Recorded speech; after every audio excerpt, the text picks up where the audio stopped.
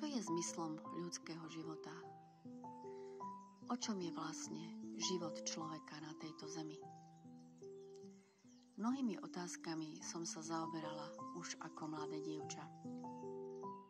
Dostala som sa do prostredia hospicu a liečebne pre dlhodobo chorých, kde som mala možnosť uvidieť starnutie, starnúce telá a koniec života.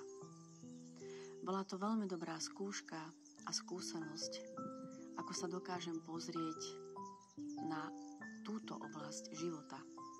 Niekto ju nazýva jeseňou, s čím by som trošku polemizovala. Pretože veľmi záleží od toho, ako každý jedinec, ako každý človek vníma túto životnú cestu. Aký má postoj k vlastnému životu, aký má postoj k filozofii o živote a taktiež smrti.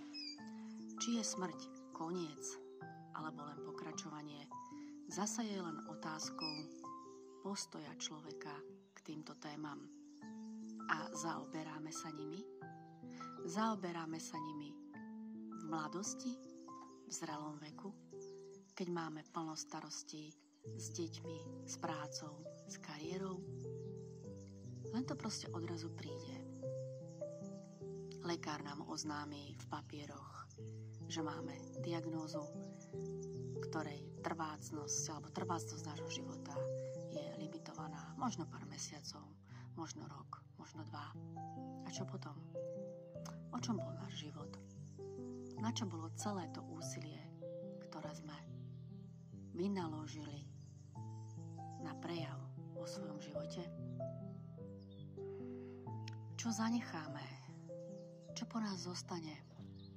To sú mnohokrát otázky ľudí, ktorí sa dozvedia diagnózu, kde nie je nádej na vyliečenie.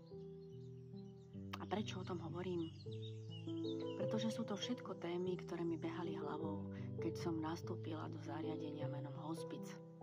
Do zariadenia, kde mojimi kolegami a kolegyňami boli reholné sestry, kňazi, lekári, sestričky, sanitári a iní. Bola to krásna skúsenosť, krásna skúška života, ako sa viem aj sama vysporiadať s postojom k vlastnej smrti. Viedlo to k mnohým otázkam a mnohým odpovediam, ktoré hľadám dodnes. Moja kniha Za dverami liečebne 2 je tak trošku filozofická. Odrážam sa od príbehov alebo krátkych postrehov z liečebne alebo z domova seniorov, tam, kde som pôsobila, a zamýšľam sa. Zamýšľam sa nahlas. Zamýšľam sa v textoch, ktoré ponúkam v tejto malej, útlej knižke.